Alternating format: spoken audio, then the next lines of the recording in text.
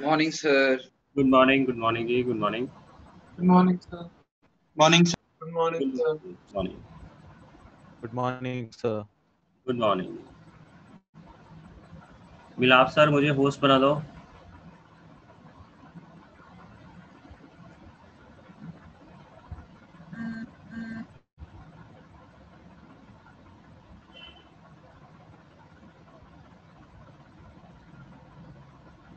हाँ जी बेटा, आज की क्लास में हम लोगों ने नया टॉपिक स्टार्ट करना है.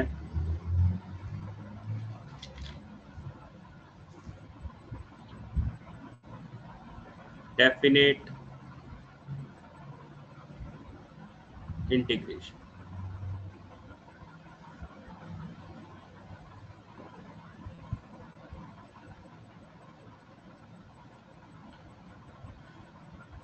डेफिनेट इंटीग्रेशन में क्या है? ठीक है, आप लोगों ने इनडेफिनेट इंटीग्रेशन पढ़ा है. मैंने आपको तब भी बताया था कि डेफिनेट और इनडेफिनेट का फर्क क्या है. इसमें एक्स्ट्रा लिमिट्स आ जाती हैं, बाकी सारा कुछ सेम है.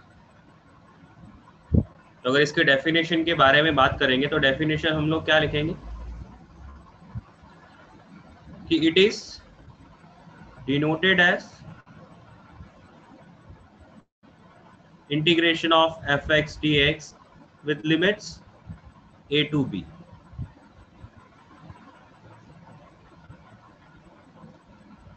जिसमें a जो है इसकी लोअर लिमिट कहलाएगी. a is lower limit and b is upper limit. ठीक. और अगर रिजल्ट के बारे में बात करें तो रिजल्ट क्या होंगे कि अगर हमें पता है कि fx का इंटीग्रेशन करके हमें जो रिजल्ट मिलता है वो phi-x है जी, या यूं कहो phi-x प्लस c है, तो ये लिमिट्स पुट करके हमें रिजल्ट क्या मिलेगा. लिमिट्स पुट करके क्या होगा कि हम लोग क्या करेंगे, पहले इसका इंटीग्रेशन जो हमें मिलता है phi-x प्लस c वो वैल्यू निकाल लेंगे और इसको इस तरीके से लिखा जाता है. अब ये जो रिजल्ट है वहां पे आप क्या करते हो, पहले आप अपर वैल्यू पुट करते हो, फिर माइनस करके लोअर वैल्यू पुट करते हो, lower limit, and net answer क्या आ जाता है phi b minus phi a.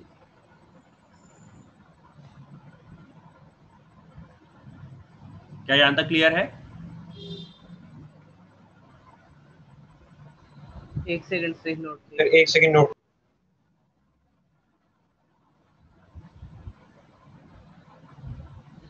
यहाँ तक किसी को कोई डाउट? ऐसे ही करते हैं जी डेफिनेट इंटीग्रेशन.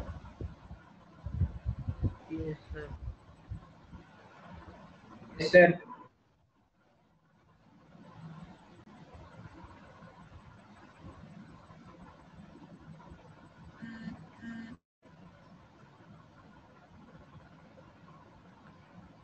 तो इसमें बेटा जो रिजल्ट आपको मिला है, आप देख रहे हो वहां पे ये सी आया ही नहीं.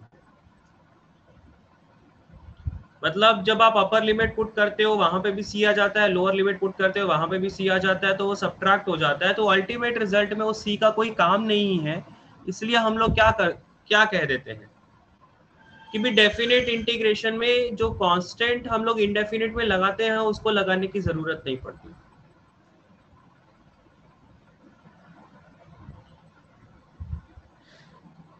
तो यहाँ पे लिख लेना there is.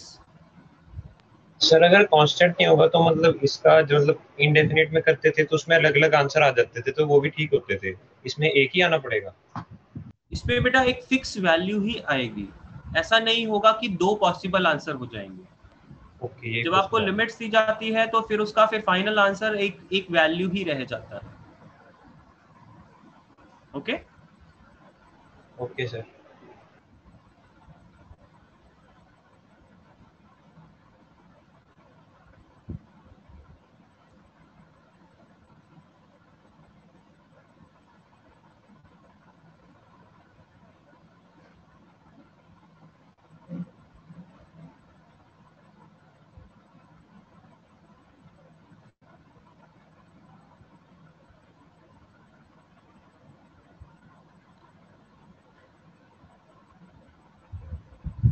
there is no need to write constant c in case of definite integration.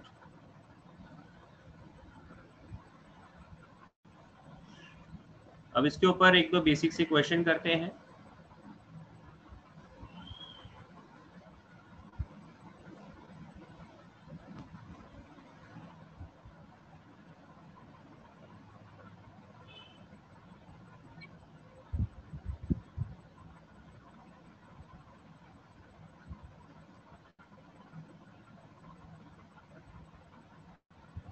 हाँ जी, करिए ये दोनों क्वेश्चंस.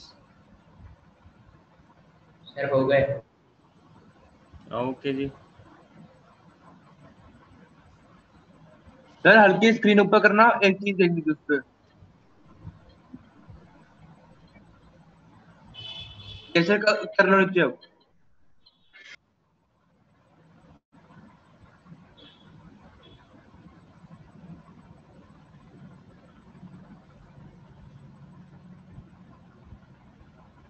हो गए sir.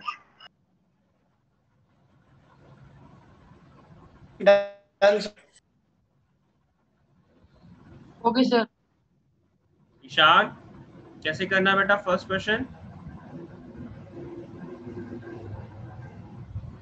Ishan Gupta.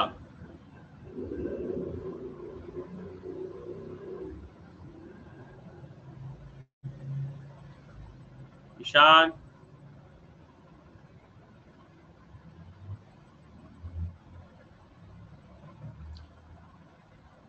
सिमीश. सिमीश.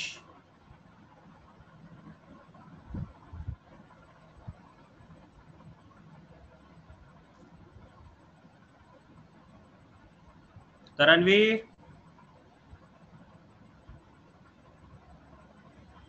Yes sir. हाँ जी बेटा, फर्स्ट बताओ.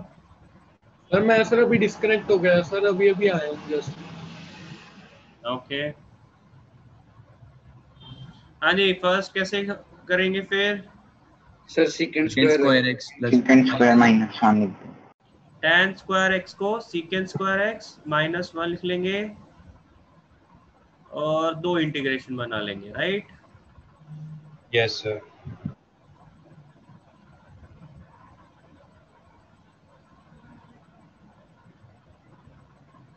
इसका इंटीग्रेशन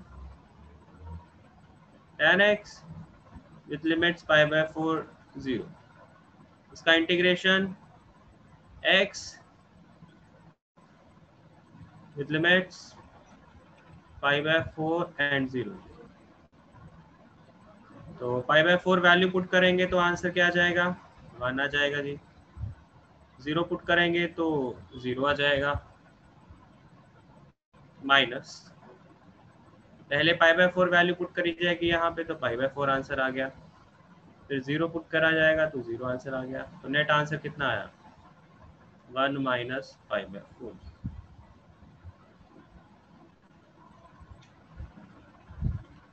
हाँ जी, समझ में आया है?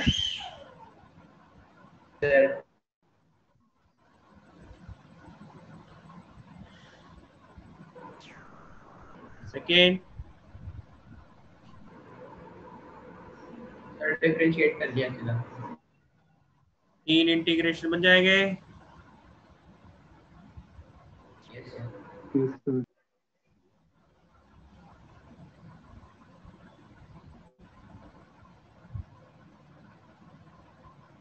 पहले का आंसर क्या आएगा? एक्स क्यूब आएगा. दूसरे का एक्स स्क्वायर आएगा. तीसरे का एक्स आ जाएगा. पहले 2 वैल्यू पुट करेंगे तो 8 बन गया. फिर 1 पुट करेंगे तो 1 बन गया. अगेन 2 पुट करेंगे तो 4 बन गया माइनस 1. हाँ जी, फाइनल आंसर क्या बन रहा है? 11 बन रहा, राइट? Yes sir.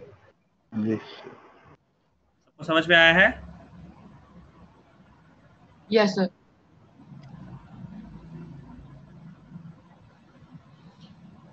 तो ये तो बेसिक क्वेश्चन है डेफिनेट इंटीग्रल का कि भी अगर आपको fx का इंटीग्रेशन आता है तो डेफिनेट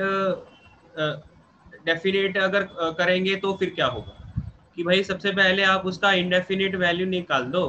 और फिर उस इनडेफिनिट वैल्यू में लिमिट्स पुट कर दो। ठीक,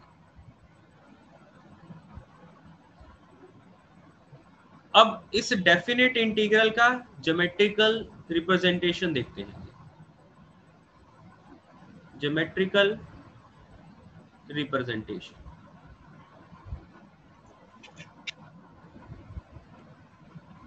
ऑफ डेफिनेट इंटीग्रल, इंटीग्रल या फिर इंटीग्रेशन एक ही बात है।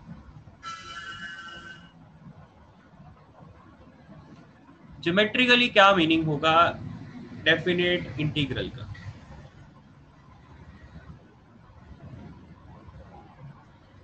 देखिए, अगर कोई फंक्शन ऐसा है,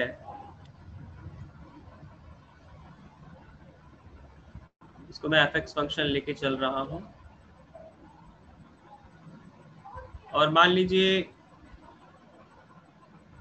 यहाँ पे x equals to a point है, यहाँ पे x equals to b point है, और आपको इस फंक्शन का इंटीग्रेशन करने को बोला गया है। आपको इस फंक्शन का इंटीग्रेशन करने को बोला गया है।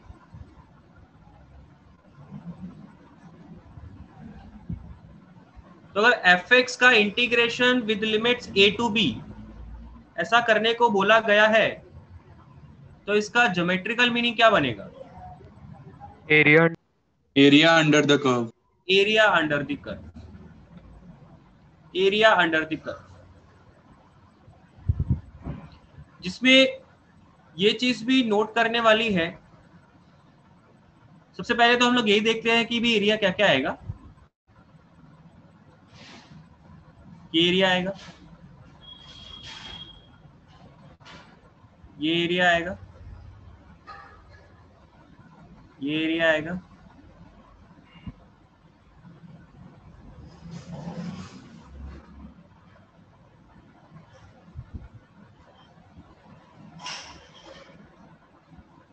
अब यहां पे मैंने ग्रीन कलर अलग बनाया, रेड अलग बना दिया। उसका है ना कारण क्या है कि आपको आएंगे तो ये सारे एरियाज, लेकिन ये जो ग्रीन कलर वाला है जो कि अबव द एक्स एक्सिस है, वो एरिया पॉजिटिव के साथ आएगा, और रेड कलर वाला जो बिलो द एक्स एक्सिस है उसका इंटीग्रेशन वैल्यू नेगेटिव होगा।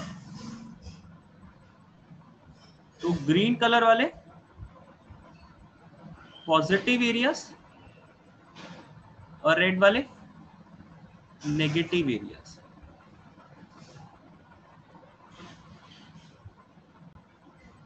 तो ये जो इंटीग्रेशन है, ये इंटीग्रेशन इनकी नेट वैल्यू आ जाएगी। मान लो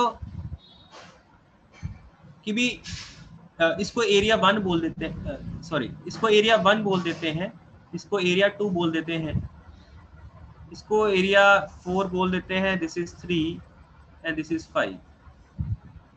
तो आप देख सकते हो A1, A3, A5 ये सब क्या है, नेगेटिव वाले हैं, और A2, A4 क्या है, पॉजिटिव वाले।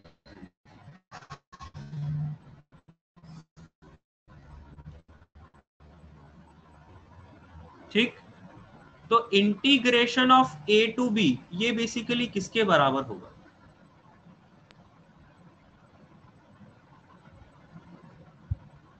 सॉरी उल्टा लिखिए,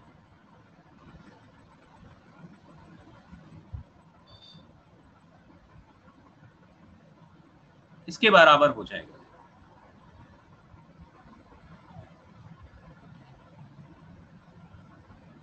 ये वैल्यू रिप्रेजेंट करेगा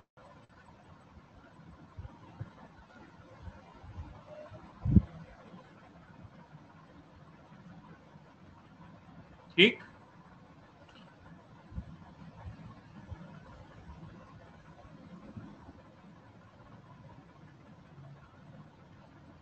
यहां तक सबको समझ में आया है? Yes sir. Below the x axis है तो negative, above the x axis है तो पॉजिटिव। ठीक, अब एक एग्जांपल मैं ले लेता हूं। मान लीजिए ये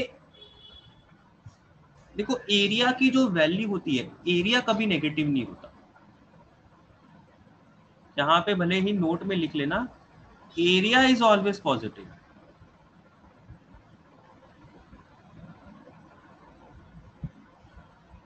एरिया नहीं कभी नेगेटिव होता। इंटीग्रेशन की वैल्यू नेगेटिव हो सकती है। तो ये जो A1, A2, A3, A4, A5 मैंने लिखे हैं, ये A1, A2, A3 ये नेगेटिव नहीं होंगे। इनका इंटीग्रेशन वैल्यू इनके नेगेटिव टाइम्स हो सकता है। ठीक है, इसमें भले ही ऐड कर लेना, area is always positive while integration, definite integration can be negative as well.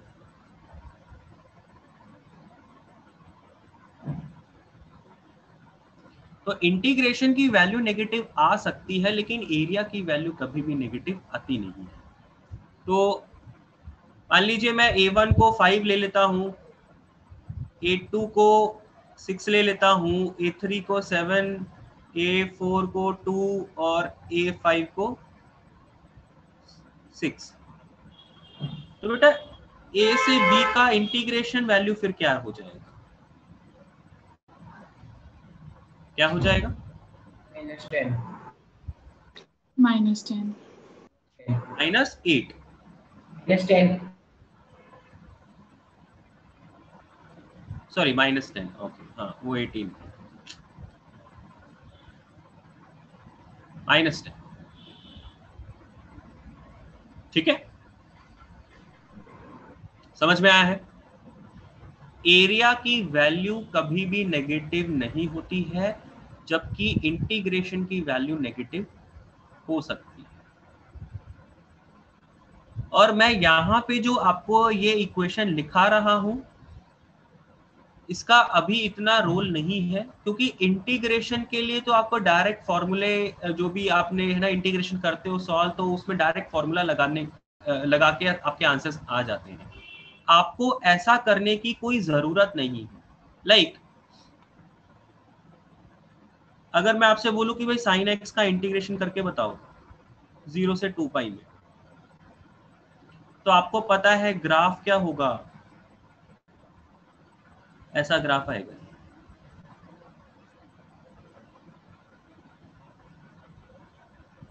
तो बेटा इसमें आपको 0 से पाई का अलग इंटीग्रेशन करे, पाई से 2 पाई का अलग इंटीग्रेशन, ऐसा करने की कोई जरूरत नहीं। इंटीग्रेशन के लिए सबके एरियाज अलग अलग कैलकुलेट करने की कोई नीड नहीं होती। उसमें तो आप सीधा सीधा इसका इंटीग्रेशन निकाल लीजिए और लिमिट्स पुट कर लीजिए।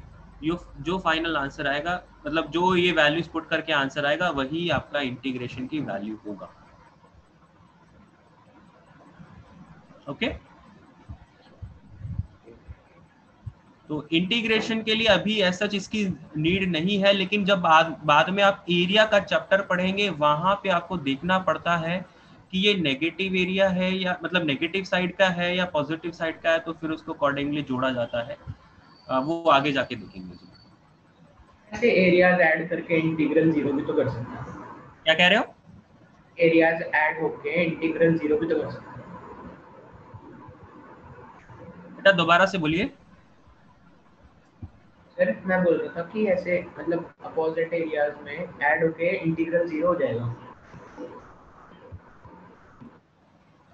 साइन एक्स वाले केस में सर वो कह रहा है कि ऐसे इन केसेस के अंदर एरिया मतलब माइनस सब्ट्रैक्ट होके 0 भी तो हो सकता है। देखो मैं वही कह रहा हूं कि भाई एरिया नहीं माइनस प्लस होता। अगर मैं इंटीग्रल कह रहा हूं, इंटीग्रल कह रहा हूं। इंटीग्रल हो सकता है, इसीलिए आप वर्ड एरिया ना यूज करें। आप इंटीग्रल बोलिए कि इंटीग्रल प्लस अपर पोर्शन वाला प्लस लेके नीचे वाले पोर्शन का माइनस वाला लेके इंटीग्रल 0 भी हो सकता है, नेगेटिव भी आ सकता है, पॉजिटिव भी रह सकता है। Integral can be anything, positive negative 0, लेकिन एरिया कभी भी नेगेटिव नहीं होता। इसी में मैं आपको थोड़ा सा और क्लैरिटी आपको दे देता हूं। अगर इसी क्वेश्चन का मुझे एरिया निकालने को बोला जाए, फाइंड दी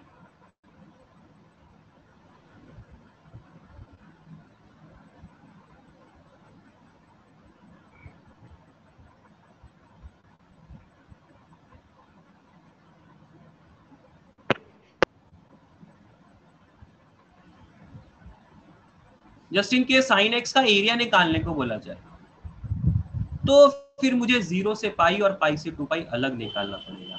तो मुझे क्या करना पड़ेगा, 0 से पाई साइन एक्स का अलग इंटीग्रेशन करना पड़ेगा। यस। और क्योंकि ये एरिया इंटीग्रल की वैल्यू और एरिया की वैल्यू दोनों पॉजिटिव आएगी, यहाँ पे इंटीग्रल की वैल्यू पॉजिटिव आएगी। यस। तो अगर आप 0 से पाई का इंटीग्रेशन करोगे तो इसके इंटीग्रेशन की वैल्यू पॉजिटिव रहेगी जी। लेकिन यहाँ पे जब आप करोगे इसके इंटीग्रेशन की वैल्यू नेगेटिव आएगी, लेकिन एरिया कभी नेगेटिव नहीं होता। तो हमें क्या करना पड़ता है, इसी का एरिया सब्ट्रैक्ट करना पड़ता है, या ऐसा कह लो नेगेटिव एरिया लेना पड़ता है।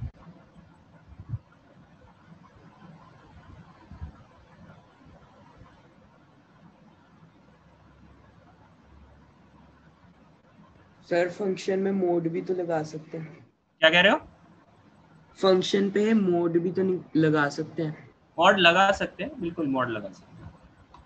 देखिए मैं अभी एरिया के बारे में पढ़ाना नहीं चाह रहा हूँ, लेकिन मैं सिर्फ इतना आपके साथ डिस्कस करना चाह रहा हूँ कि भाई डेफिनेट इंटीग्रल का ज्योमेट्रिकल रिप्रेजेंटेशन क्या है। तो वो हमने देखा एरिया अंडर द कर्व। लेकिन अब उसमें ये इंपॉर्टेंट होता है कि भाई वो इंटीग्रेशन तो आप सीधा सीधा सॉल्व करते हो, लेकिन एरिया निकालने के लिए आपको अलग अलग ब्रेकिंग करनी पड़ जाती है।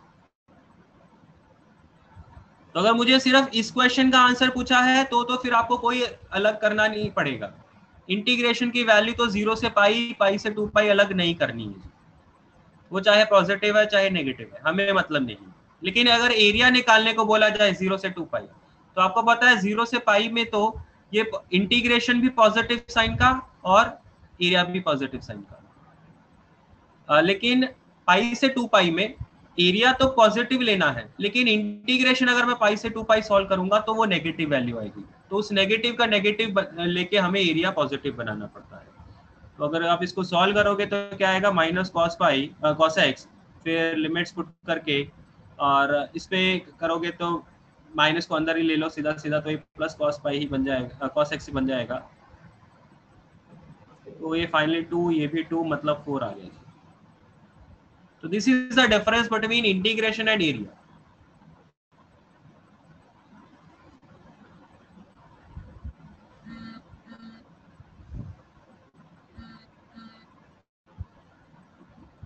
समझ में आ रहा है?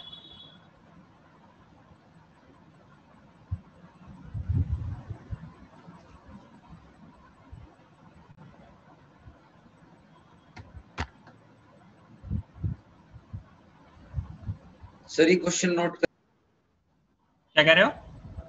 सर ये क्वेश्चन नोट करना है। आप नोट तो कर लो बेटा,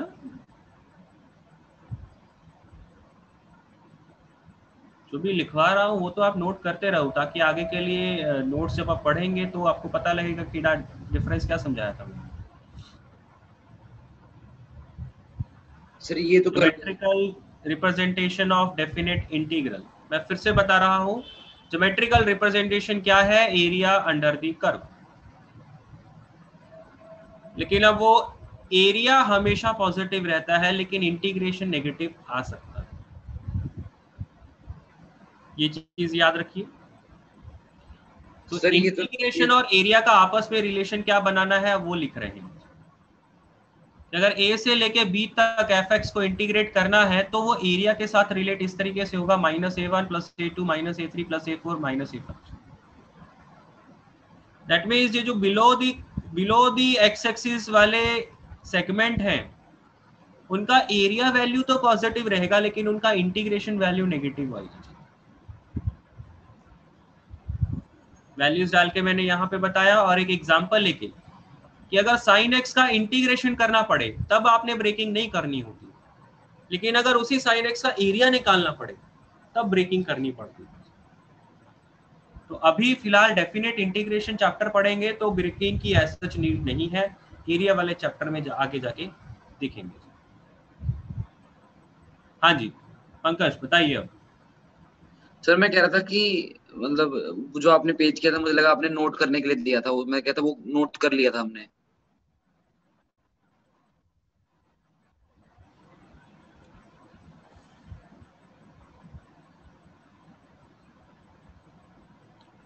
सबको यहाँ तक सारी चीजें समझ में आई हैं?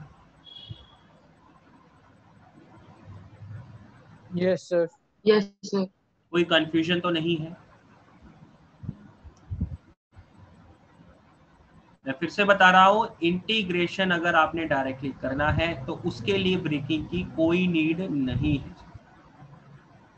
ठीक, सीधा सीधा इंटीग्रेशन सॉल्व करेंगे, upper limit lower limit put कर देंगे, दैट्स ऑल।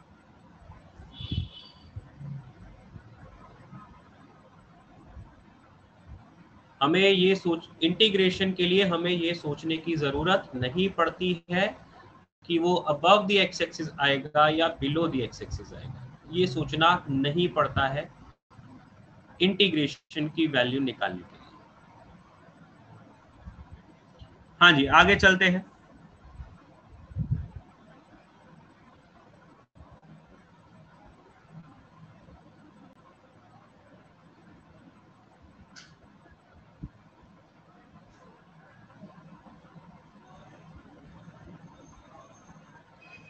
अगर किसी क्वेश्चन में हम लोग सब्स्टिट्यूशन लगा रहे हैं तब हमें डेफिनेट इंटीग्रल का क्वेश्चन दिया गया है तो क्या करना है? देखिए, किसी क्वेश्चन में अगर x को आप किसी दूसरे वेरिएबल से रिप्लेस करते हो, t से रिप्लेस कर रहे हो, तो फिर आपको लिमिट्स भी अकॉर्डिंगली रिप्लेस करनी पड़ती हैं। आपको जो फंक्शन है वो भी t के टर्म्स में लेके जाना पड़ता है, dx भी dt के टर्म में लेके जाना पड़ता है और लिमिट भी चेंज करनी पड़ती है। ठीक, तब जाके आपने अपना फाइनल इंटीग्रेशन वैल्यू निकालना है और फिर उसमें लिमिट्स पुट करनी है। सर अगर टी की जगह एक्स वापस पा दे तो लिमिट्स तो सेम ही रहेगी। वैसा भी ठीक है, वैसा भी ठीक है। मैं आपको एक क्वेश्चन करके दिखाता हूँ, मतलब पहले थोड़ी थ्योरी लिख लेते हैं फिर क्वेश्चन करके भी देखते हैं क्या क्या।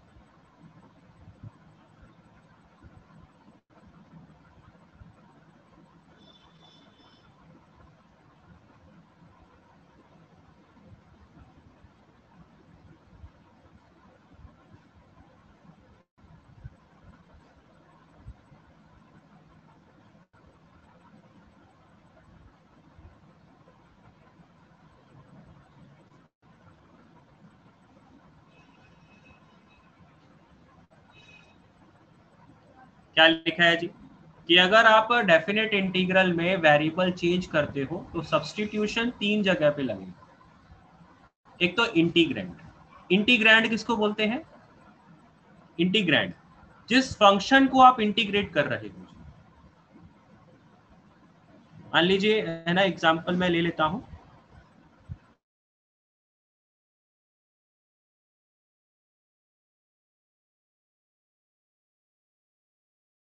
इंटीग्रैंड किसको कहते हैं जी? fx को कहते हैं।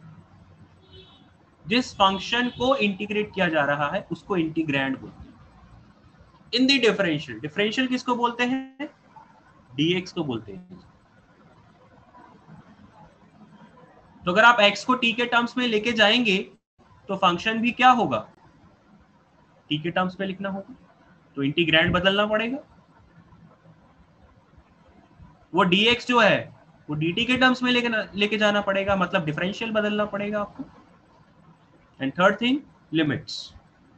ये जो ए बी लिमिट्स तो आपको पता ही है। समझ में आया है कि अगर आप वेरिएबल चेंज कर रहे हो तो सब्स्टिट्यूशन 3 जगह पे लगेगा। इंटीग्रैंड पे, दैट मीन्स फंक्शन जो है वो बदल रहे हो आप, तो फंक्शन को टी के टर्म्स में लिखना है। जो डिफरेंशियल है दैट इज dx, dx को dt के टर्म्स में लिखना है जी, और लिमिट्स।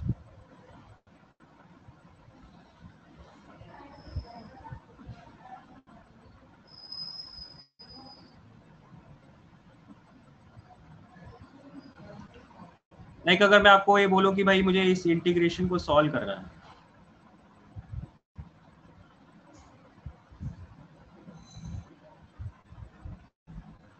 इसको सॉल्व करना है, तो इसको सॉल्व करने के लिए आपके पास फिलहाल तो कोई डायरेक्ट मेथड अवेलेबल नहीं है। आप क्या करोगे, आप x को फिलहाल टी स्क्वायर पुट कर लोगे, तो dx क्या आ जाएगा 2t dt, और लिमिट्स क्या आएंगे, देखिए ये जो लिमिट्स हैं ये 0 और 4, अपर लिमिट 4 है, लोअर लिमिट 0 है। तो आप क्या करते हो, जब आपका क्वेश्चन अभी x के टर्म्स में है तो यहाँ पे पहले लोअर लिमिट पुट करोगे और फिर अकॉर्डिंगली आप t की लोअर लिमिट निकालोगे। x को 0 पुट किया तो टी स्क्वायर क्या आ जाएगा बेटा 0 आ जाएगा, दैट मीन्स t 0 आ जाएगा।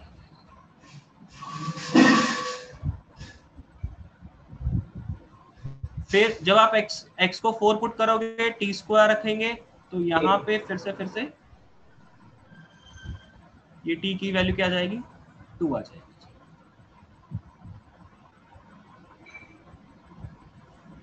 ठीक,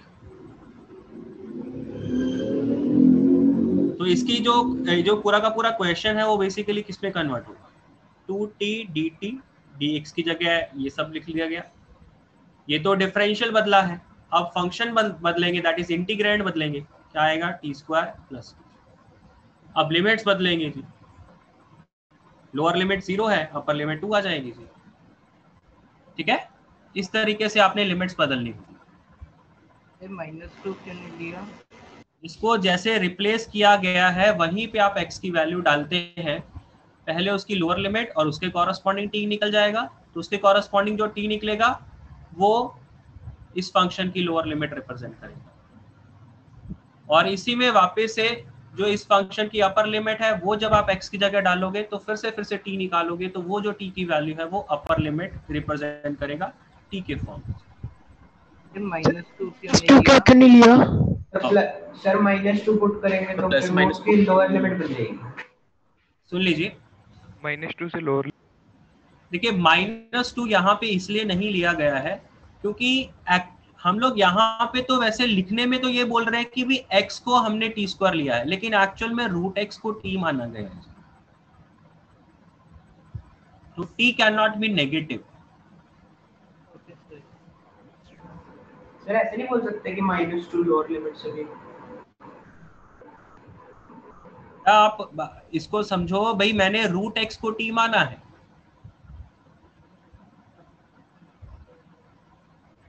√x को t माना गया है।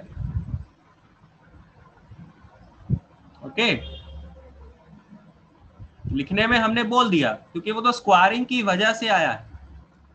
एक्चुअल में अगर मैं इसको ऐसा लिखता तब तो ठीक था ना कि t is only +2।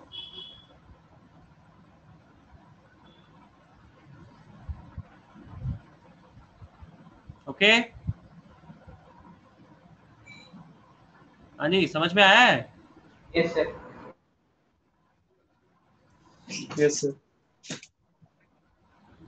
I think अब ये क्वेश्चन तो सॉल्व हो ही जाएगा ना, t के साथ t घट गया और ये t+1 आ जाएगा, और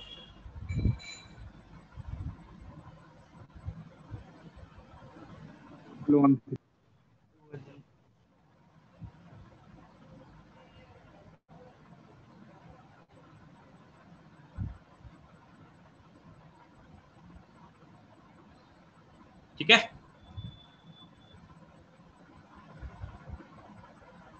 यस सर, समझ में आया है कि अगर सब्स्टिट्यूशन लगाया जाएगा तो डेफिनेट इंटीग्रेशन कैसे सॉल्व किया जाता है, तो आपको लिमिट्स भी बदलने पड़े। अब इसमें मैंने लिमिट्स बदल के क्वेश्चन को सॉल्व किया है। अगर किसी को लिमिट्स बदलने में दिक्कत आ रही है अगर किसी को लिमिट्स बदलने में दिक्कत आ रही तो वो क्या कर सकता है? अभी आपको कंफ्यूजन हुआ कि सर यहाँ पे +2 लेंगे या -2 लेंगे या 2 पॉसिबिलिटी ऐसे, तो फिर 2 आंसर बन जाएंगे। तो आप उस चीज को अवॉइड करने के लिए, उस कंफ्यूजन को दूर करने के लिए आप क्या करो? आप सॉल्व तो ठीक है टी के टर्म्स में कर लो, इंटीग्रेशन का फॉर्मूला लगा के इसको टी के टर्म्स में निकाल लिया। अब आप इसी टी को रूट एक्स के टर्म्स में अभी फिलहाल क्या करो, आप इनके लिमिट्स लिखो ही मत, बस आप इतना बोलो कि भाई x को t² पुट करके मैंने पूरी की पूरी सॉल्विंग कर ली और ये मेरा आंसर आ गया।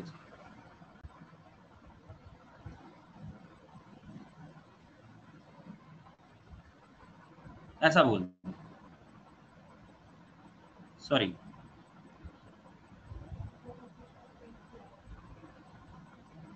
ऐसा आ जाएगा ना? Yes sir. Yes sir. मतलब लिमिट्स आप बाद में पुट करो, उसको टी के टर्म्स में रखो ही मत। आप क्या करो, इंटीग्रेशन सॉल्व करने के बाद वापस से x के टर्म्स में लिख दो और वहां पे फिर लिमिट्स पुट करो।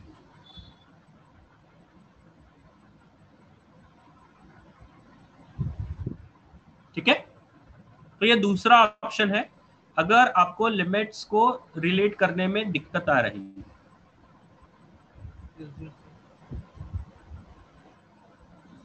सर एक बार ये लास्ट स्टेप बताना, हमने सॉल्व कर लिया उसके बाद नॉर्मल लिमिट्स पुट करके सॉल्व करें उसको आगे। बेटा देखिए, जब आप इंटीग्रेशन का फॉर्मूला लगाएंगे तब तो आपने टी के टर्म्स में चीजें सॉल्व कर ली, यही बन के आएगा ना टी के टर्म्स में। Yes sir. बस उसमें टी को वापस से एक्स के टर्म्स में पुट कर दिया। Okay sir. सर जैसे कई बार एक इंटीग्रेशन के एक बार ऊपर कर दो थोड़ा प्लीज। आते हैं तो इसलिए हमारे पास कैंसिल आउट हो जाते हैं, तो फाइनल आंसर में कोई फर्क नहीं आएगा। हर्षित थोड़ा जोर से बोलिए बेटा, एक तो ना आपकी आवाज बहुत कम आती है। सही, जैसे कई बार एक इंटीग्रेशन के 2 आंसर भी आते हैं। नहीं, एक इंटीग्रेशन के 2 आंसर नहीं आते बेटा। ऐसे इंडेफिनिट में जैसे हमने कहा था कई बार आंसर डिफरेंस हो जाता है। बेटा वो जो इंडेफिनिट में जो कहा गया था कि 2 आंसर आते हैं, वो सिर्फ सी का फर्क होता है। सी की वैल्यू अगर 0 लेंगे तो अलग, तो वो एक अलग फंक्शन बन गया, 1 ले लेंगे तो दूसरा फंक्शन बन गया। तो सिर्फ इंटीग्रेशन इंडेफिनिट में जो बात पढ़ी गई है कि भी 2 फंक्शन या 3 फंक्शन हो सकते हैं, वो कांस्टेंट का फर्क ही होता है और कोई नहीं फर्क होता। कैसे उसमें जैसे लिमिट्स डाल के तो मतलब कांस्टेंट कैंसिल हो है तो आंसर का फर्क नहीं पड़ेगा उसके। अर्षित आपकी आवाज नहीं आ रही बेटा, थोड़ा जोर से बोलिए या फिर चैट में टाइप करके लिखिए। फिर जैसे लिमिट्स डाल के, अर्षित चैट में टाइप कर दो बेटा, आपकी आवाज नहीं आ रही है। फिर वो बोल रहा है लिमिट्स डाल के। लिमिट्स डाल के मतलब लिमिट्स डाल के कांस्टेंट में कुछ डिफरेंस आता है, ऐसा बोल रहा है।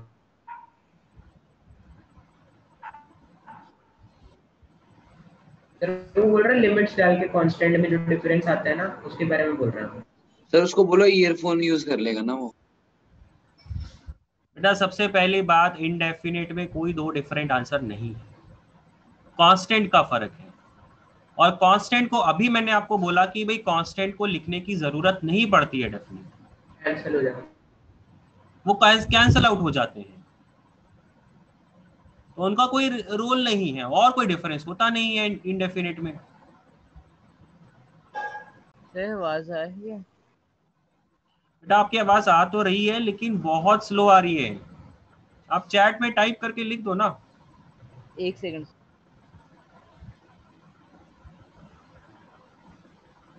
हाँ जी, और किसी को कोई डाउट है? No sir. सबको ये सारी बातें समझ में आ गई हैं? Yes sir. एक तो geometrical representation of definite integral, और दूसरा भाई अगर सब्स्टिट्यूशन लगाएंगे तो इंटीग्रेशन कैसे करना है डेफिनेट। 2 तरीके हैं, एक तो आप लिमिट बदल लीजिए अकॉर्डिंगली, और फिर जो बदली हुई लिमिट्स है उसके कॉरस्पॉन्डिंग क्वेश्चन को सॉल्व कर लो।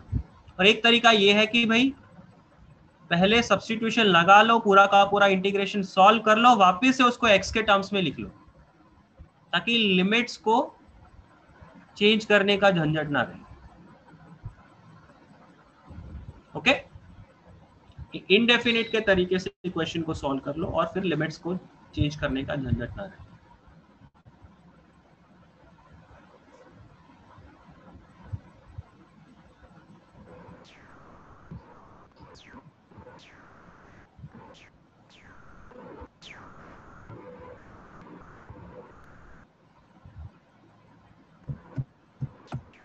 अर्षित, जो आप बात बोल रहे हो कि लिमिट्स पुट करने के बाद आंसर का फर्क नहीं पड़ना चाहिए, तो फर्क नहीं पड़ेगा बेटा।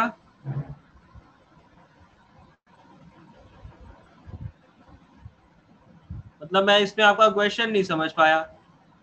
ऑब्वियस ही बात है, नहीं फर्क पड़ेगा, सी के साथ सी कैंसिल आउट हो जाएगा।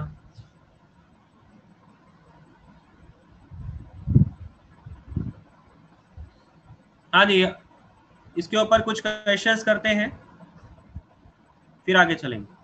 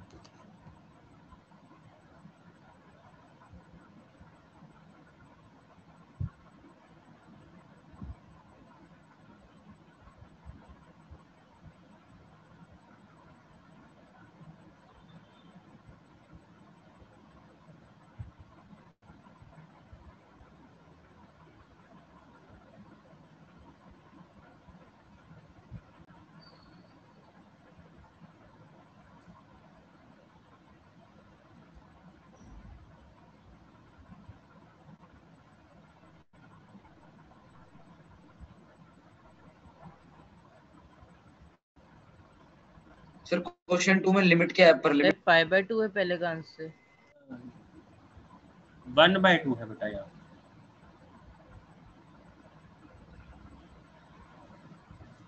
सिर्फ पहले का पाई बाय 2। पहले का पाई/2 आ रहा है, देखते हैं। Yes sir. Sir pi by 2 आ रहा है। ओके,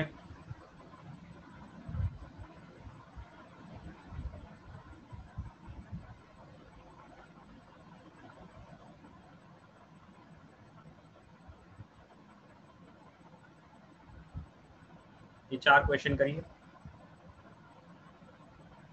पाई बाय 2 √3 बाय √3 आ रहा है sir. Pi by 2 by Yes, √3 sir. आ Pi रहा by है। 2 by √3. Pi by 2 by √3। Yes Yes, pi by 2 by root 3.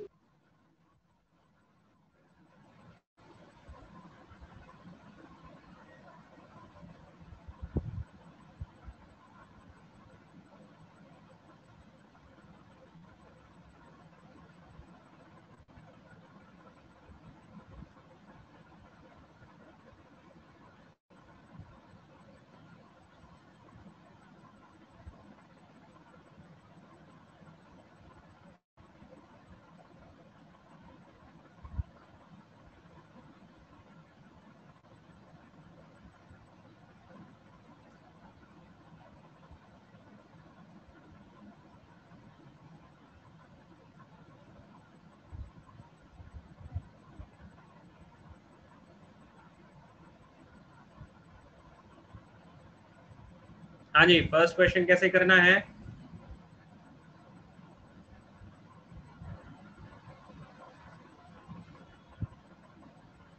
First question को करने का तरीका, न्यूमरेटर डिनोमिनेटर में डिवाइड न्यूमरेटर डिनोमिनेटर डिवाइड कर देंगे। कौन सी फॉर्म है ये?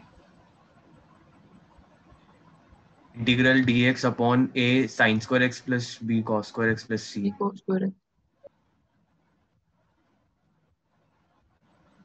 a sin square x plus b cos square x plus c sin x cos x है ना। तो उसको करने का तरीका क्या होता है?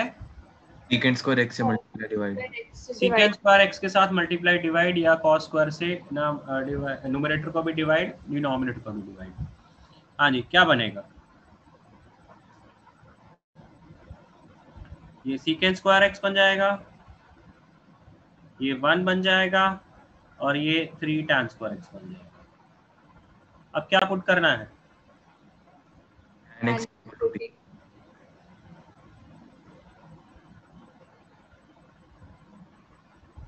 तो लिमिट्स भी अगर मैं चेंज कर दूं, ठीक है, मैं लिमिट्स चेंज करके ही करवा रहा हूं आपको क्वेश्चन। तो सबसे पहले लोअर लिमिट डालोगे तो x की जगह लोअर लिमिट डालोगे तो t कॉरस्पॉन्डिंगली क्या आ जाएगा?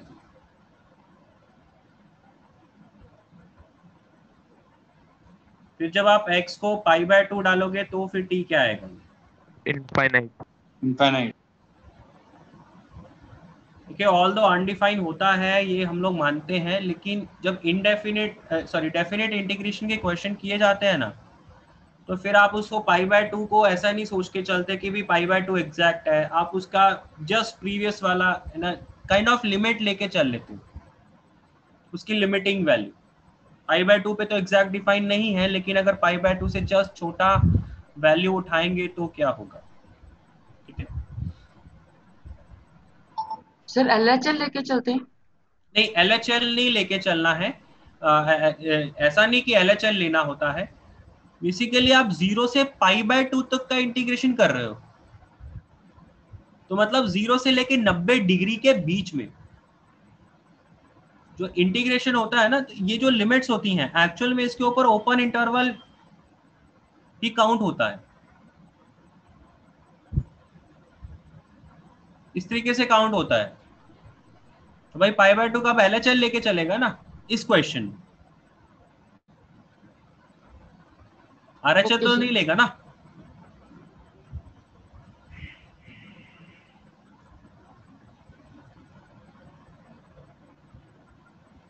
ओके, यहाँ पे 3 को कॉमन निकाल लो। फिर मैंने ना इसको दूसरे मेथड से किया, मैंने इसको sin स्क्वायर θ/2 की टर्म्स में लिया, तो अनडिफाइंड सा कुछ आ रहा है। अब इसको तो सीधा सीधा फॉर्मूला है 1/a tan inverse of t/1/√3। Sorry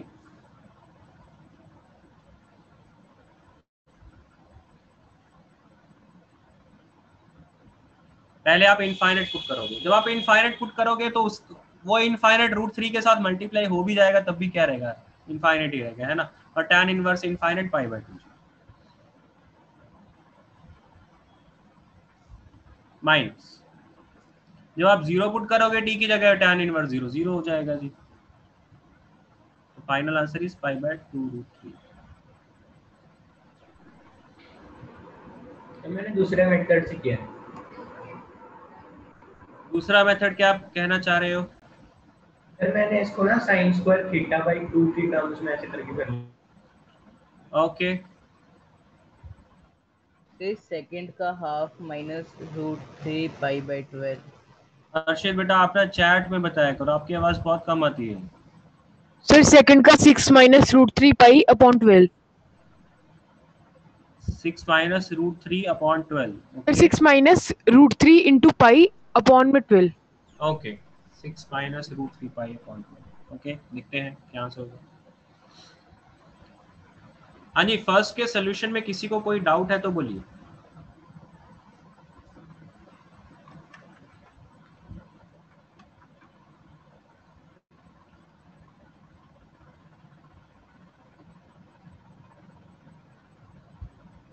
sir मेरा आंसर तो 1 माइनस √3/2 आ रहा है। हर्षित का भी वही आंसर है जो उसने शिवम ने बोला। कैलकुलेशन चेक करो।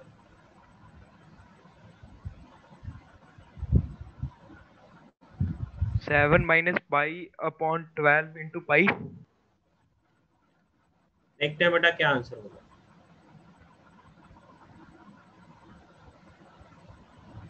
सर 1/2 माइनस √3 अपॉन 12 पाई। ओके देखते हैं, सेकेंड डिस्कस करें। सेकेंड में सेकेंड मेथड के लिए क्या क्या तरीका है? साइन इनवर्स को एक्स को क्या है, टी पुट कर लेंगे, यस सर। उससे एक्स क्या बन जाएगा, साइन टी। डिफरेंशिएशन करेंगे तो dx बन जाएगा cos t इंटू dt। और लिमिट्स की बात करें तो जब x को 0 डालोगे तो t 0 आ जाएगा।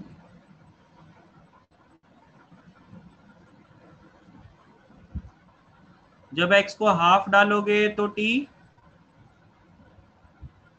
π/6 आ जाएगा। तो क्वेश्चन आपका किस में कन्वर्ट हो जाएगा, 0 से π/6। क्वेश्चन आगे क्या था, x into sine inverse x, तो x की जगह क्या डाल देंगे, sine t। Sine inverse x की जगह t अपॉन अंडर रूट में 1 माइनस एक्स स्क्वायर था तो 1 minus sine square T. dx की जगह cos t dt। यहाँ से आप देख सकते हो 1 माइनस साइन स्क्वायर टी है which is cos square T. Inverse वाली आइडेंटिटी नहीं लगाएंगे, 1 अपॉन 1 माइनस एक्स स्क्वायर का रूट। क्या कह रहे हो, 1 अपॉन साइन इनवर्स x की आइडेंटिटी दिखती। बेटा जो आपको ठीक लगता है आप वो लगा लो, ऐसा कोई इतना हार्ड एंड फास्ट रूल नहीं होता। Okay, half minus π√3/12। हर एक क्वेश्चन को करने के 2-2, 3-3 तरीके हो सकते हैं, तो जिसमें कैलकुलेशन ज्यादा आसान लग रहे मैं वो करने का ट्राई कर रहा हूं।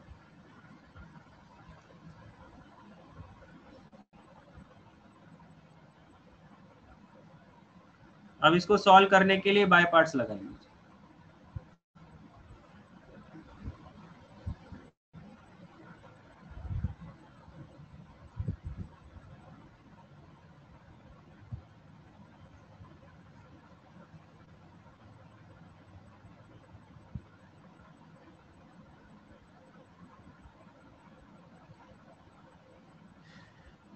ठीक है यहां तक।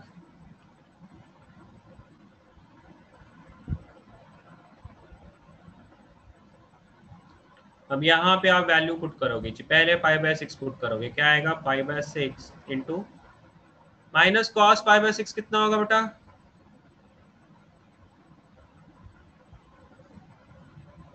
-√3/2। Yes sir. Yes sir. फिर आप 0 पुट करोगे तो 0 जब आप यहाँ पे पुट करोगे तो इसकी कोई मर्जी वैल्यू हो जाए, प्रोडक्ट तो 0 ही होना है ना, तो इसलिए तो ये तो -0 कर दिया जाएगा।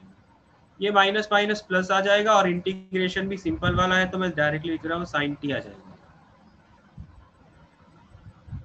अब इसकी वैल्यू डाल देते हैं जी, फाइनल आंसर क्या आएगा, इसकी वजह से हाफ आ जाएगा, -π√3/12।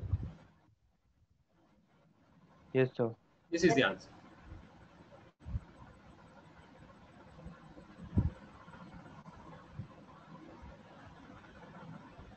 सानिध्य कहाँ गलती करी, टी नहीं लिखा था सर, वो टी रह गया। हाँ टी नहीं लिखा, टी रह गया। ऐसी कैलकुलेशन मिस्टेक ना करें, कैलकुलेशन मिस्टेक बहुत करता है तू। नेक्स्ट का -2e -2e plus -2e plus 6 दिखा दो, -2e प्लस और लास्ट वाले का -1। इसे -2e प्लस 6।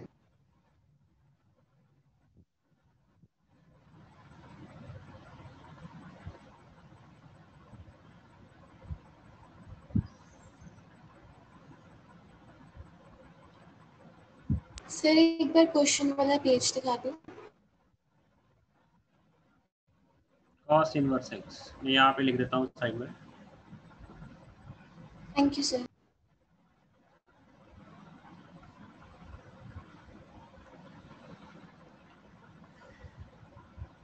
हाँ जी, थर्ड कैसे करना है?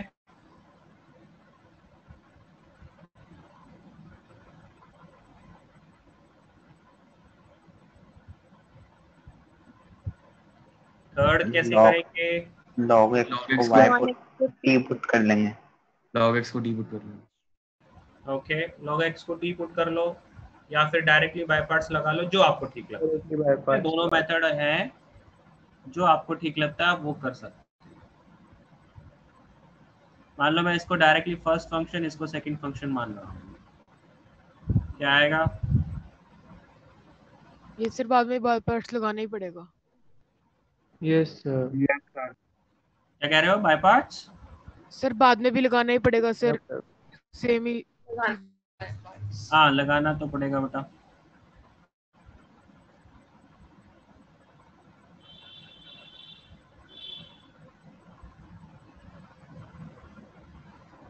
हाँ जी, यही टर्म बनेगा। Yes sir. पहले फर्स्ट फंक्शन को ऐसे ही छोड़ दिया, 1 का इंटीग्रेशन और लिमिट्स 1 to e है ही, माइनस फिर फर्स्ट का डिफरेंशिएशन 3 log x का स्क्वायर इंटू 1/x, 1 का इंटीग्रेशन x के साथ x कट गया। अच्छा, इसकी वैल्यूज हम लोग डाल देते हैं। पहले e वैल्यू डालेंगे तो क्या आएगा? log e मतलब 1।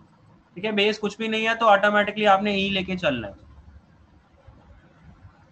यहाँ पे कोई 10 वाली बात होती नहीं है कैलकुलस में, तो हमेशा बिना कुछ सोचे समझे अगर बेस नहीं लिखा है ई ही रहेगा।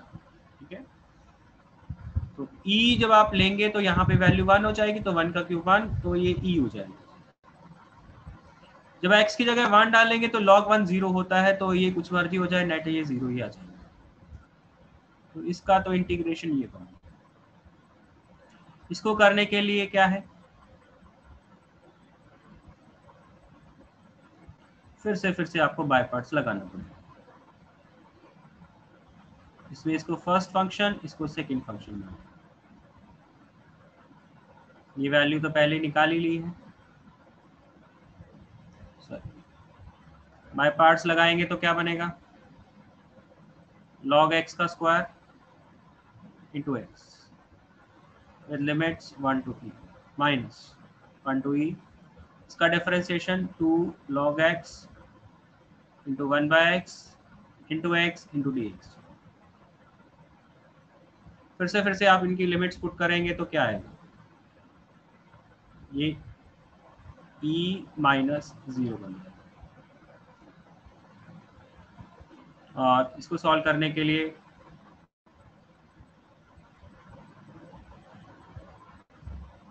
वापस से by parts.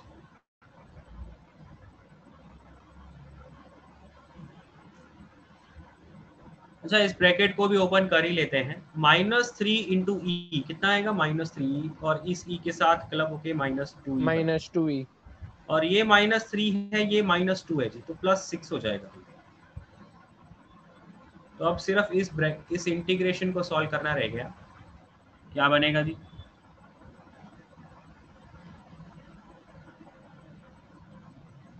x into log x minus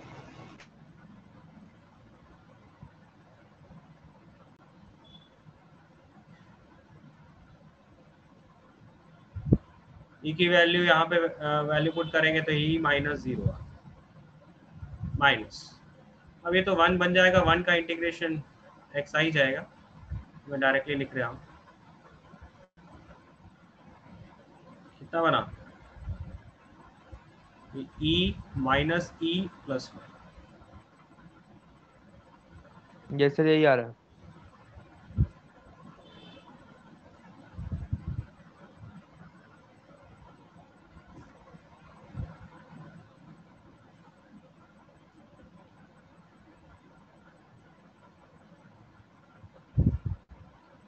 सबको समझ में आया है?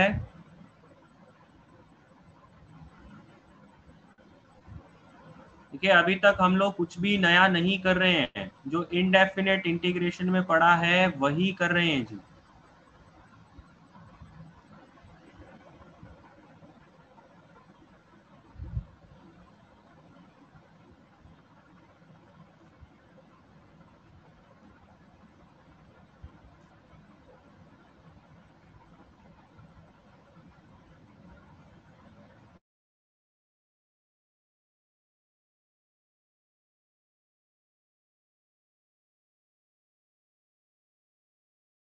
क्वेश्चंस में किसी को कोई डाउट है? No sir. किसी को कोई भी doubt? First 3 questions. No sir. अभी तक हमने जो भी क्वेश्चंस किए हैं उनमें क्या लगाया है? इनडेफिनिट इंटीग्रेशन ही लगाया है जी, ज्यादा कुछ नया नहीं किया है। जो भी इनडेफिनिट इंटीग्रेशन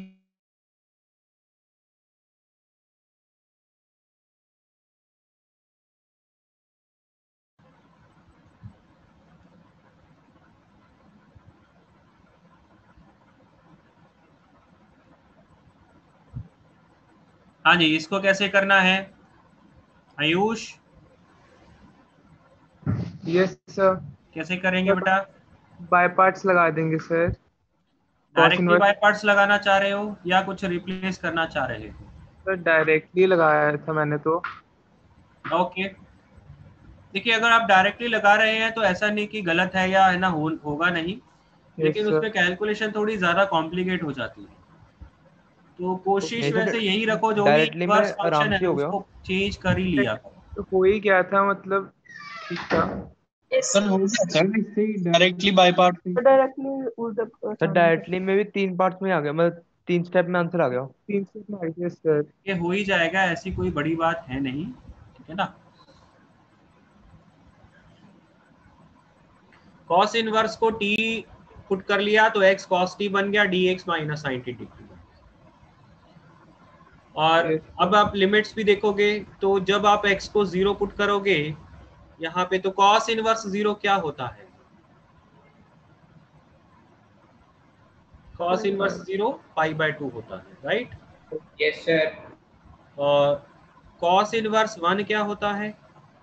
0। तो बेसिकली ये जो इंटीग्रेशन है वो π/2 से 0 बन जाएगा।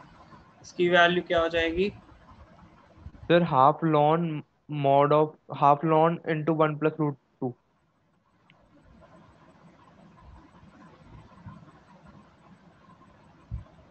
और इसको सॉल्व करने के लिए हम लोग क्या लगाएंगे? By part. देखिए इनवर्स के टर्म्स में अगर आप चीजें करते हैं तो थोड़ा सा कैलकुलेशन टफ हो जाता है, तो इसीलिए मैं थोड़ा कैलकुलेशन को अवॉइड कर रहा हूँ। ऑल्दो हो जाएगा, तो जो कर सकता है वैसे डायरेक्टली कर लो, कोई दिक्कत नहीं।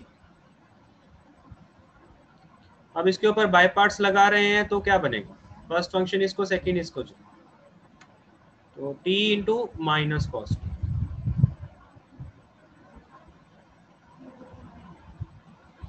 माइनस इसका डिफरेंशिएशन 1, इसका इंटीग्रेशन माइनस कॉस।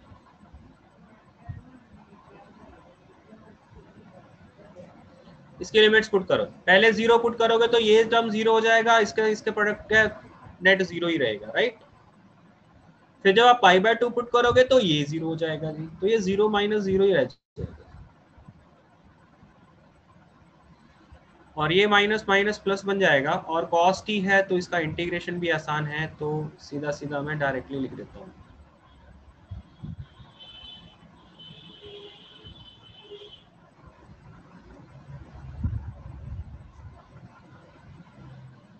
पहले 0 पुट करोगे तो साइन 0 0 होता है, फिर π/2 पुट करोगे तो माइनस हो जाता है, तो फाइनल आंसर 1। यस।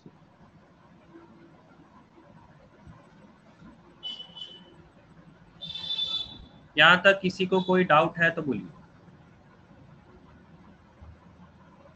किसी को कोई भी डाउट? No sir.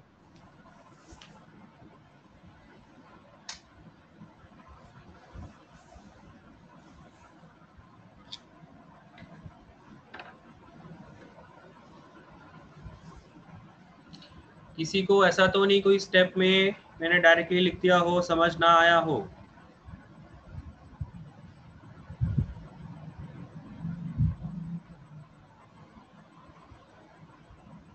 हाँ जी, सबको सारी बातें क्लियर हैं? Yes sir. Yes sir. तो बेटा अभी तक हमने जो डेफिनेट इंटीग्रेशन किया है ना, वो basically in terms of indefinite integration he solve किया है।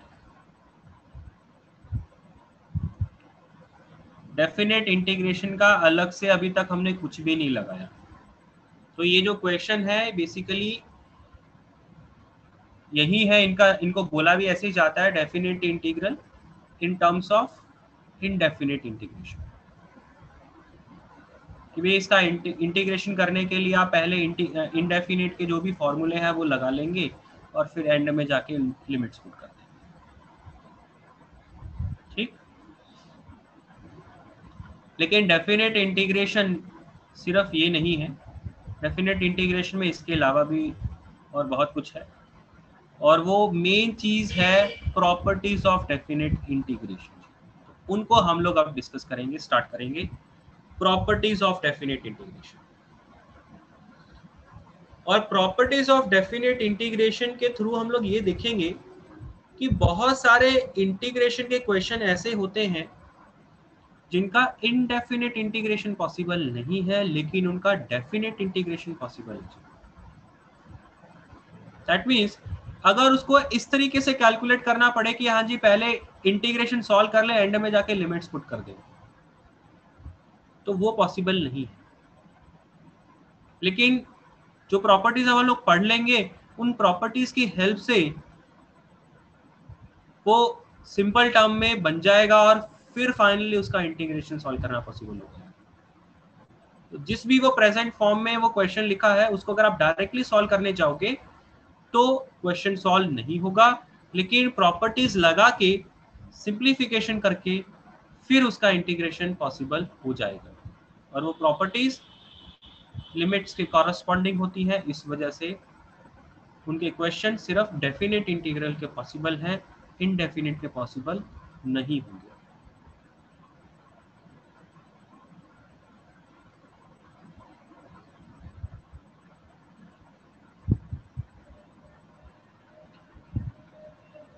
हर्षित बेटा आप अलग से अपना क्वेश्चन का डाउट पूछना, अदरवाइज जो आप कह रहे हो उसमें लिमिट्स तो बेटा 0 to 1 ही आ जाएगी इसमें। हो गया सर।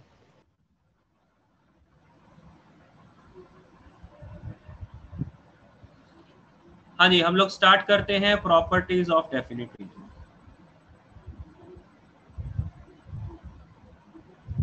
डेफिनेट इंटीग्रेशन में सबसे ज्यादा इंपॉर्टेंट यही है, इसकी प्रॉपर्टीज।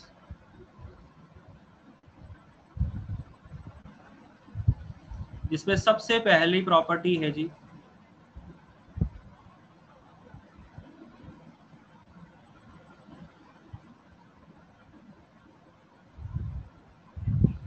कि अगर fx का इंटीग्रेशन करने को बोला गया है with respect to dx with limits a to b, तो वो उसका आंसर सेम होगा अगर उसका वेरिएबल ही बदला गया है सिर्फ। मतलब x की जगह अगर मैं t रख दूं, that means function of t बना लूं, f ऑफ t बना लूं और उसका इंटीग्रेशन dt के अबाउट कर लूं and same limits a to b,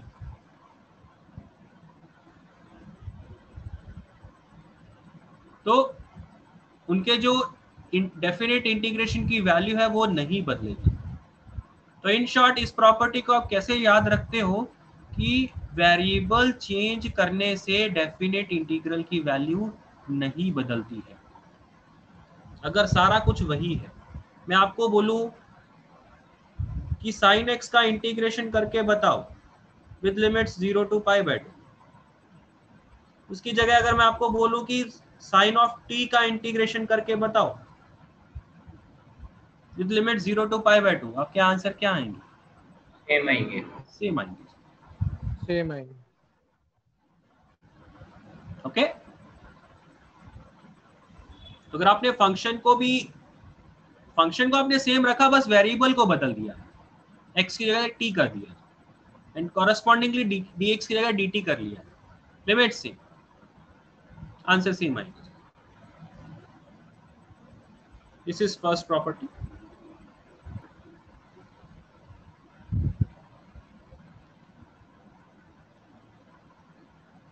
second property,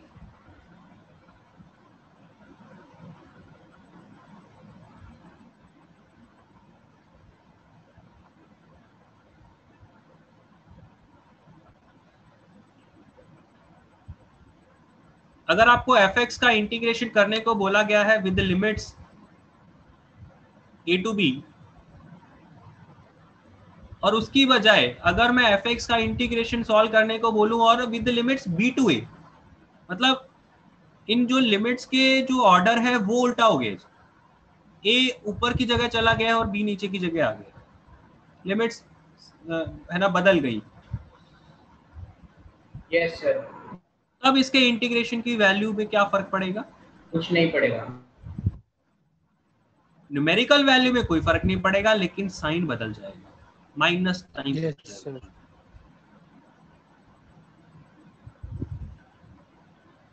फर्क पड़ेगा लेकिन वो नेगेटिव टाइम्स का। इसका प्रूफ क्या है?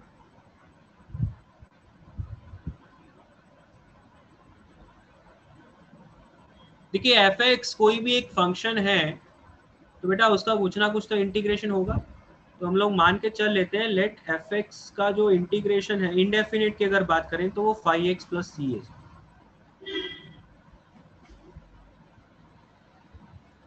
तो फिर a टू b लिमिट्स डालने से इसकी वैल्यू क्या हो जाएगी? 5b minus 5a, right? सही होता है। पहले अपर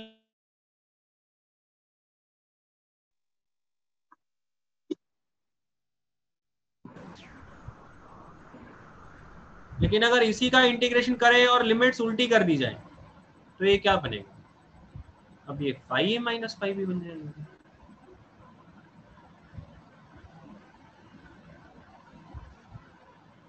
तो क्या ये एक दूसरे के नेगेटिव टाइम्स हैं?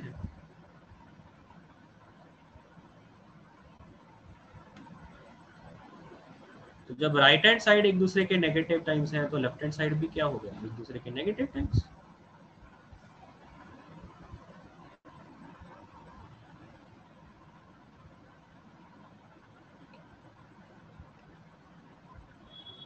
हाँ जी, ये चीज समझ में आई है? Second property. Yes sir. यहाँ तक किसी को कोई डाउट है? No sir. बाकी लोग भी बोलिए। No sir. No sir. No sir. देखिए फर्स्ट प्रॉपर्टी और सेकंड प्रॉपर्टी इसके ऊपर है ना कोई डायरेक्ट क्वेश्चंस नहीं होते हैं सच। ये तो जब आप क्वेश्चन करते हैं वहां पे जैसे जैसे यूज होता रहता है तो है ना बस एप्लीकेशन होता रहेगा, डायरेक्ट कोई ऐसा क्वेश्चन नहीं आएगा। लेकिन अब जब हम लोग थर्ड प्रॉपर्टी करेंगे या इसके बाद की प्रॉपर्टीज करेंगे तो उनके ऊपर डायरेक्ट क्वेश्चंस होते हैं। ठीक है, तो थर्ड प्रॉपर्टी बहुत इंपॉर्टेंट है। थर्ड प्रॉपर्टी है क्या?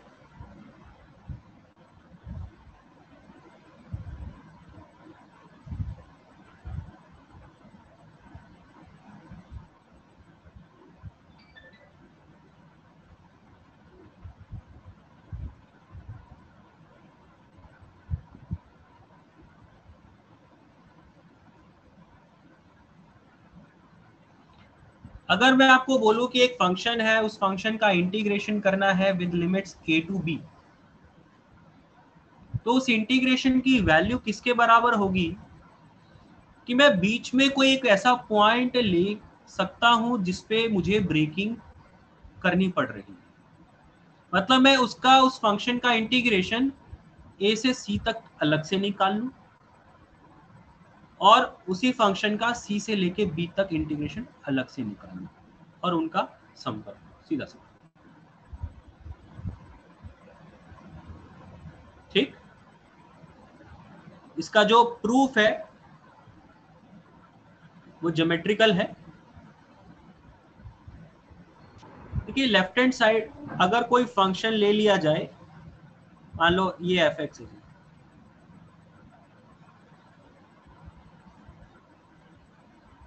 सर बेटा पूरा अभी होने दो ये पॉइंट, उसके बाद आप अपना डाउट पूछो।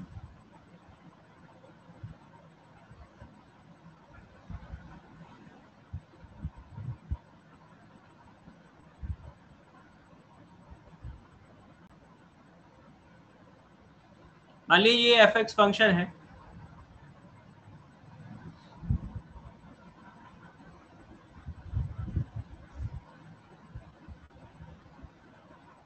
ए से सी वाले एरिया को मैं रेड से डिनोट कर देता हूँ और इसको मैं ग्रीन से शेडिंग कर देता हूँ। तो बेटा लेफ्ट हैंड साइड क्या रिप्रेजेंट करेगा?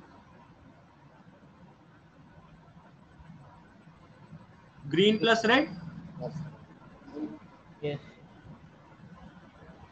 लेफ्ट हैंड साइड का मीनिंग क्या है कि भी फंक्शन का इंटीग्रेशन जब ए से बी तक कर रहे हो तो पूरा का पूरा एरिया अंडर द कर्व ए से लेके बी तक का पूरा एरिया। राइट हैंड साइड का मीनिंग क्या होगा? ए से सी का मतलब रेड, सी से बी का मतलब ग्रीन। तो लेफ्ट हैंड साइड का जो एरिया आपको मिलेगा और राइट हैंड साइड का जो एरिया मिलेगा वो बराबर होंगे, दोनों सेम ही तो एरिया को रिप्रेजेंट कर रहे हैं ना।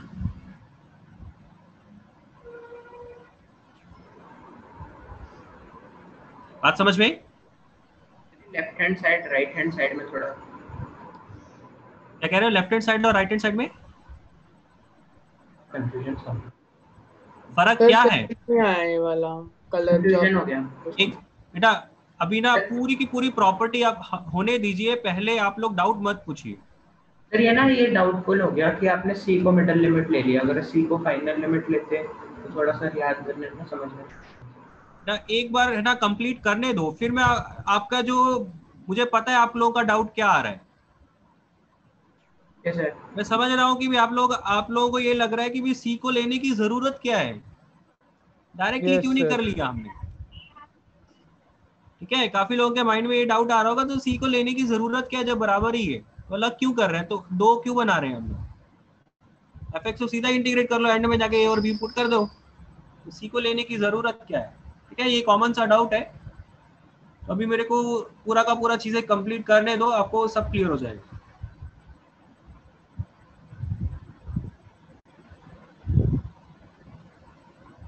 अब ये मैंने आपको पढ़ाई है प्रॉपर्टी कि भाई अगर आपको बीच में सी की ब्रेकिंग करनी पड़ जाए, सी पॉइंट को अलग करना पड़ जाए, तो ए से सी का इंटीग्रेशन अलग कर लो, सी से बी का इंटीग्रेशन अलग कर लो और उनका सम कर लो, तो वो पूरे ए से लेके बी तक के एरिया के बराबर होगा। और इसी चीज को अगर जनरलाइज करना चाहें तो जनरलाइज करके क्या लिख देंगे, इन जनरल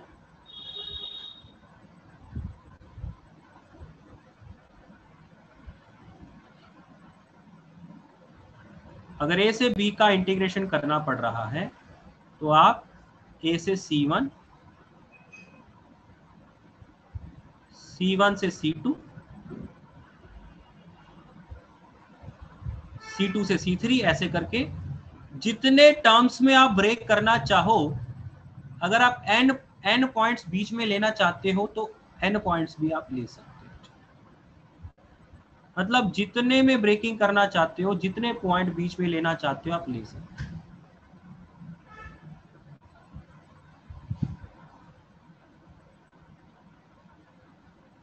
तो ये इन जनरल। अब ऐसा क्यों करेंगे उसके बारे में बात करेंगे। ये तो है प्रॉपर्टी कि आप बीच में अगर n पॉइंट्स कंसीडर करना चाहोगे तो आप कंसीडर कर सकते हो। अगर मैं फिर से इसको ग्राफिकली रिप्रेजेंट करके दिखाऊं तो कुछ ऐसा बन जाएगा। मान लो ये A है, ये B है, यहाँ पे मान लो मैंने C1 पॉइंट ले लिया, यहाँ पे मान लो मैंने C2 पॉइंट ले लिया, यहाँ पे C3 ले लिया, ऐसे करके बहुत सारे पॉइंट ले लिए। तो लेफ्ट हैंड साइड तो क्या बता रहा है भाई, ए से लेके बी तक का पूरा इंटीग्रेशन।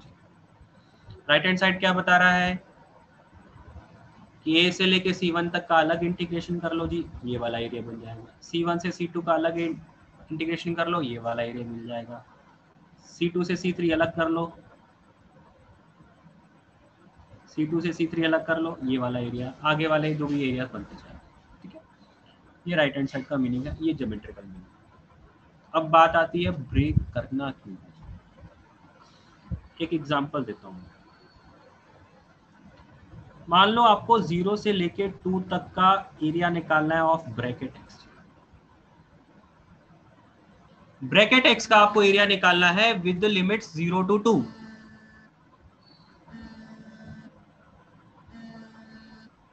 With limits 0 to 2।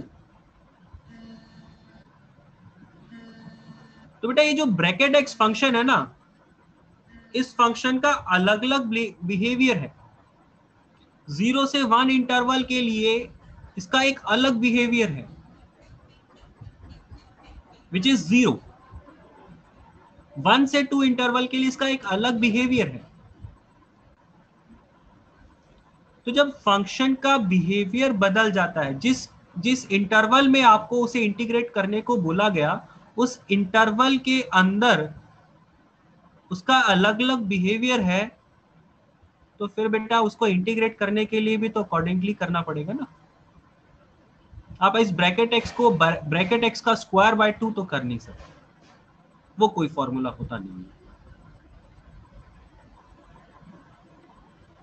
तो जब फंक्शन का बिहेवियर बदलता है तो अकॉर्डिंगली आपको ब्रेकिंग करनी पड़ती है। आपको वो बीच का पॉइंट कंसीडर करना पड़ जाएगा। आपको क्या करना पड़ेगा, इसको 0 से 1 अलग लिखना होगा,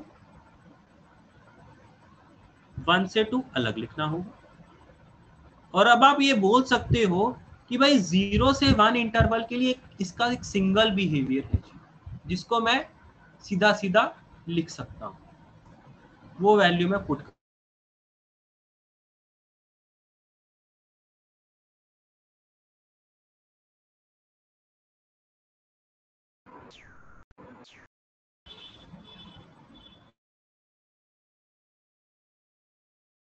इसका एरिया 0, इसका एरिया x आ जाएगा, फिर लिमिट 2 - 1 आ जाएगा। तो हैंग हो जा रहा है। एक्सक्यूज मी सर, आपको दिक्कत आ रही है क्या? Yes sir. यस सर, रुक रही है सर वीडियो बीच बीच। मैं काम करता हूँ, मैं अपना वीडियो ऑफ कर लेता हूँ, है ना, शायद उससे ये बेटर रहेगा।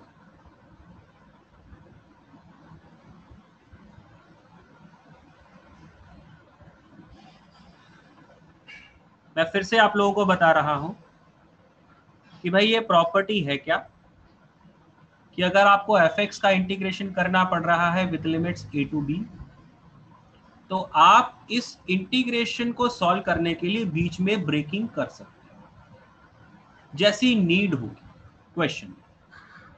लाइक मैं इसको ऐसा लिख सकता हूं कि भाई मैं a से c का इंटीग्रेशन अलग से निकाल लूं, c से b का इंटीग्रेशन अलग से निकाल लूं और उनके एरियाज का एडिशन कर। और इसको अगर जैसे इस ग्राफ में मैंने प्रूफ करके आपको दिखाया है कि अगर ये फंक्शन fx है तो ये a से लेके b तक का इंटीग्रेशन अगर आप करना चाह रहे हो तो लेफ्ट हैंड साइड क्या रिप्रेजेंट करेगा, ये पूरा का पूरा एरिया। राइट हैंड साइड क्या रिप्रेजेंट करेगा कि भाई a से c का एरिया अलग से निकाल लो, c से b का एरिया अलग से निकाल लो और उनका सम कर दो। तो अल्टीमेटली लेफ्ट हैंड साइड और राइट हैंड साइड दोनों सेम एरिया ही रिप्रेजेंट कर रहे हैं।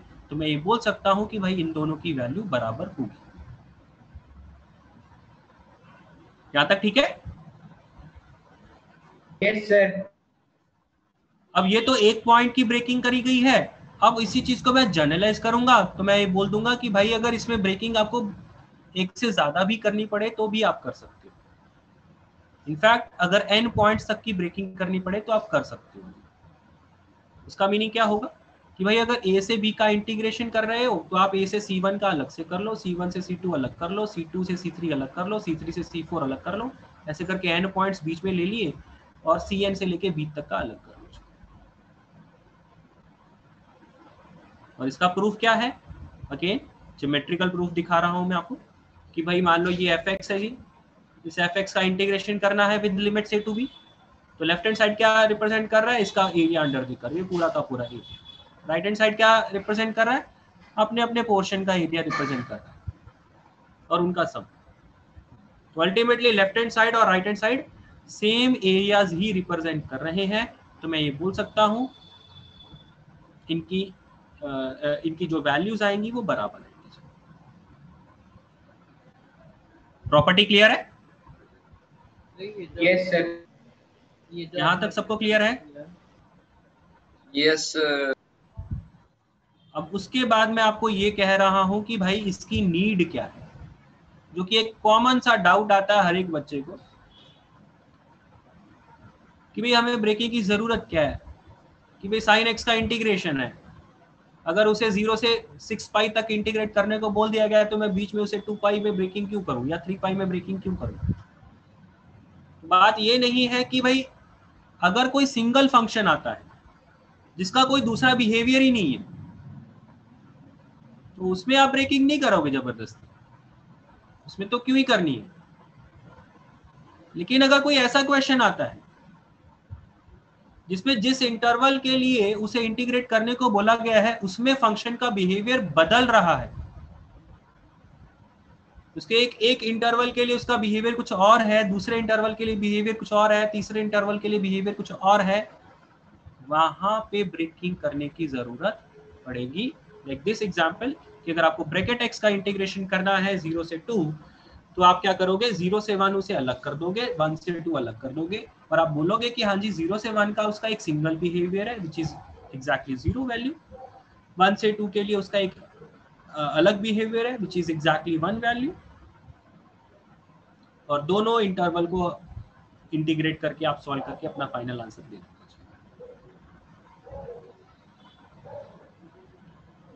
सबको ये चीज समझ में आई है, ये प्रॉपर्टी और इसकी नीड कहाँ पे अप्लाई करना है। yes. कल्पेश अब बताइए बेटा, कोई डाउट है प्रॉपर्टी 3 में? नहीं सर। यही डाउट था? हाँ जी सर, वो समझ में आया था कि वो उन्हें डिस्ट्रीब्यूट कब करना है। ठीक है ना, आप समझ में आया है ना? हाँ जी, बाकी किसी को डाउट? हर्षित, अनिश? सर हाँ जी, जो ज्योमेट्रिकल तरीके से समझ गया मैं। अगर हम एनालिटिकल मेथड देखें उसमें, अगर हम इसको हर एक इंटीग्रल को सॉल्व करें, मान लेते हैं एफ एक्स टी एक्स का इंटीग्रेशन की वैल्यू 5x है, तो पहला वाला इंटीग्रल होगा 5c1 माइनस 5a, दूसरा वाला 5c2 माइनस 5c1, तीसरा वाला 5c3 माइनस 5c2, चलते चलते 5b माइनस 5c2। उसमें उसमें वही प्रॉब्लम पता क्या है? Algebraic proof. ये सर सुनिए ध्रुव सुनिए एक बारी। हाँ जी सर। देखो, आप जिसपे ये प्रॉपर्टी लगाना चाह रहे हो ना वो तो एफ एक्स का फिर एक सिंगल बिहेवियर ही है बेटा। अगर आप एफ एक्स का सिंगल बिहेवियर लेके चलोगे तो एफ एक्स का इंटीग्रेशन 5x प्लस सी मान के चल रहे हो आप, तो अगर आप a से c1 का करना चाह रहे हो तो वो क्या बोलोगे, 5 of c1 minus 5 of a, 5 of c2 minus 5 of c1, 5 of c3 minus 5 of c2। Ultimately आप वो एनालिटिकल करना चाह रहे हो। लेकिन प्रॉब्लम तो बेटा वहां पे है ना जहां पे बिहेवियर ही बदल जाएगा, वहां पे फिर एफ एक्स, वो जो एफ एक्स है वो 5x की तरह एक सिंगल इंटीग्रेशन नहीं होगा ना, लाइक दिस। अच्छा ठीक है, यस सर। सर अगर जहाँ पे बिहेवियर नहीं बदल रहा तो वहाँ पे जरूरी नहीं है कि सी ए और बी के बीच में वहां हो। पे बेटा जब यहाँ पे जहाँ पे बदल ही नहीं रहा वहां पे ब्रेकिंग भी क्यों करोगे आप? जबरदस्ती थोड़ी करोगे ब्रेकिंग। नहीं मतलब अगर करें फिर भी जरूरी नहीं है, वही पूछ रहा था, सी ए और बी के बीच में हो। हाँ मतलब C1 C2 की वैल्यूज A और B के बीच में होना कोई जरूरी नहीं है, ये बात आपकी ठीक है जी। अगर बाहर भी ले लेंगे तो भी ठीक रहेगा। यस सर, वही पूछ रहा था। बट ओके वो उसकी जरूरत पड़ती नहीं है सर। Yes sir. सर हम ये कह सकते हैं ना कि जिसमें पीस वाइज फंक्शन बने हम उसमें ही ये चीज लगा सकते हैं। बिल्कुल सही बात है जी, बिल्कुल सही बात है। इसको आप नोट भी करना चाहते हो, इस लाइन को जो आपने बोला है तो आप नोट कर लीजिए। दिस प्रॉपर्टी इज यूजफुल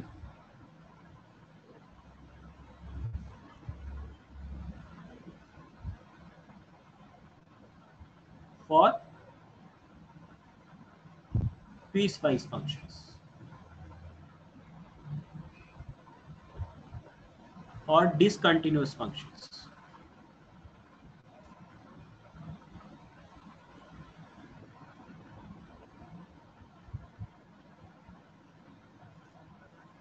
ठीक है, अब एक दो क्वेश्चन बेटा आप घर के लिए लिख लो, इसके ऊपर अभी क्वेश्चन और भी करेंगे अभी फिलहाल 1-2 क्वेश्चन ही लिखिए।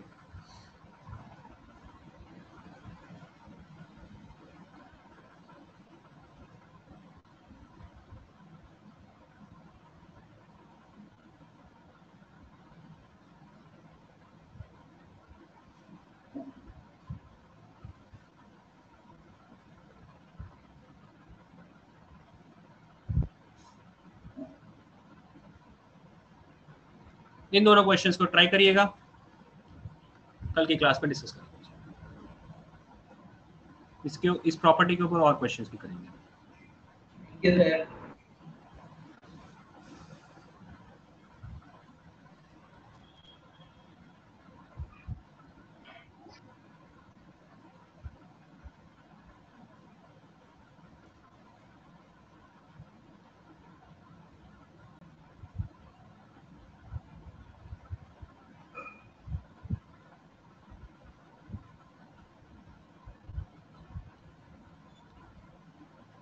हाँ जी, किसी को कोई डाउट है?